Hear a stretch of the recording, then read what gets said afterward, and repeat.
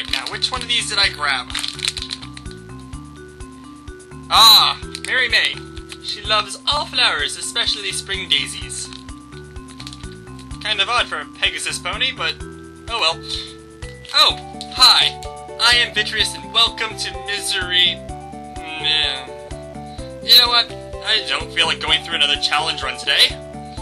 But what am I gonna do to fill this time? I do have a plan. But now keep in mind, this is going to be a rough pilot episode. So let's begin the first episode of Pony Palace. Cue the opening theme!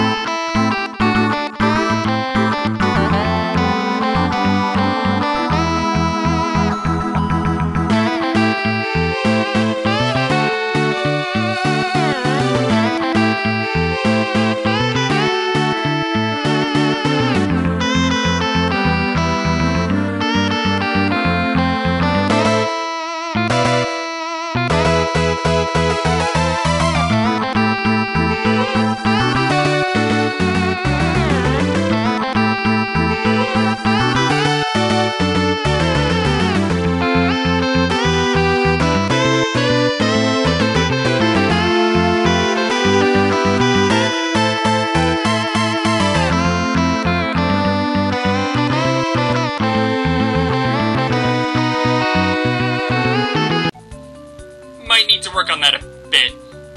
And maybe make one for Misery Meyer. Anyway, during the theme, I managed to come up with a theme for the day. So, we are going to focus on the Season 1 episode, Feeling Pinkie Keen. I am choosing this episode due to Pinkie's Pinkie sense. I really want to give a good analysis of this, as does Twilight Sparkle. So, to cut out a lot of this episode, Pinkie Pie is kinda psychic, and Twilight Sparkle can't figure that out. Although the term psychic might be a bit off. Actually, you know what? Here's Pinkie Pie explaining it. Oh, my fortune telling has nothing to do with my Pinkie sense, silly. It's only good for vague and immediate events. Like that, see? That is probably going to be the best explanation we get for this. She gets twitches and tweaks, and then things occur that correspond to the twitches and tweaks. Now, she explains them too, but the only ones you probably need to know is the twitching tail, which means something's gonna fall from the sky, normally hitting Twilight Sparkle, and also this combo. I feel combo coming on. Ear flop, eye flutter, knee twitch.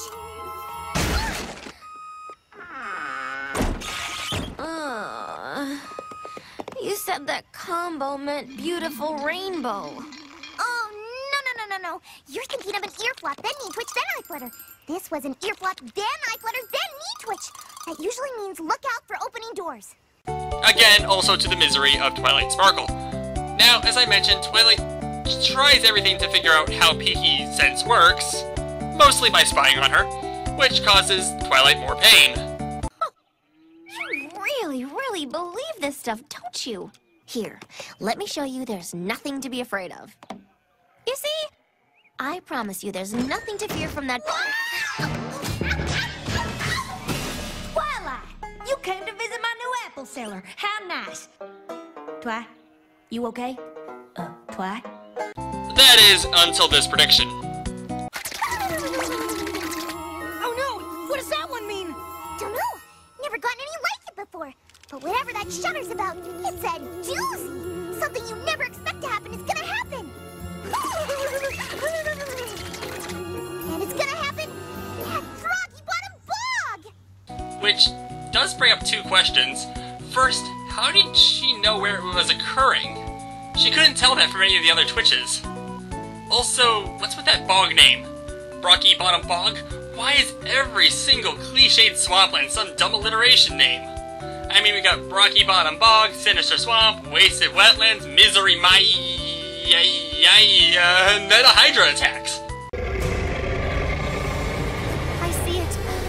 But I don't believe it! Alright, that really happens. So, they run to avoid the Hydra, and while running we get this small look into Fluttershy. As she was the one that brought her frog friends to the bog, we get this nice apology as they run. Oh, I'm so sorry. I I'm sorry I'm leaving you guys here as Hydra Chow! I already mentioned she's evil, right? How did this not make my top 20 list? After a good chase, they all jump this cliff, and then Twilight, who was left behind, is forced to do this leap of faith thing.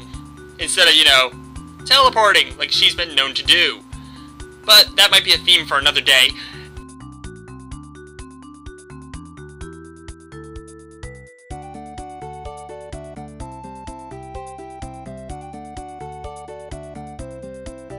At the end, we learn that Twilight Sparkle gives up on trying to figure out anything else about Pinkie Pie, as should anyone else who ever has questions about her, and that ends up fulfilling Pinkie's prediction.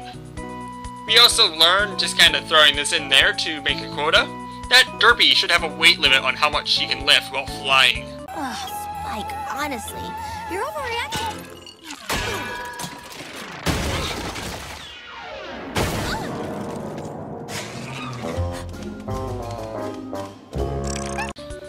As I said earlier, I'm slightly surprised this didn't make it on my top 20 list. It's a good episode for anyone who grew up with Wile E. Coyote cartoons and wanted to see some cartoon violence for no other reason than Twilight's just being stubborn.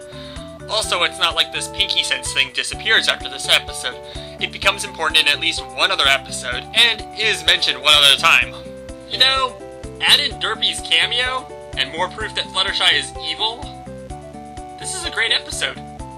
The other 20 must have been a lot better, and I think that covers everything for today.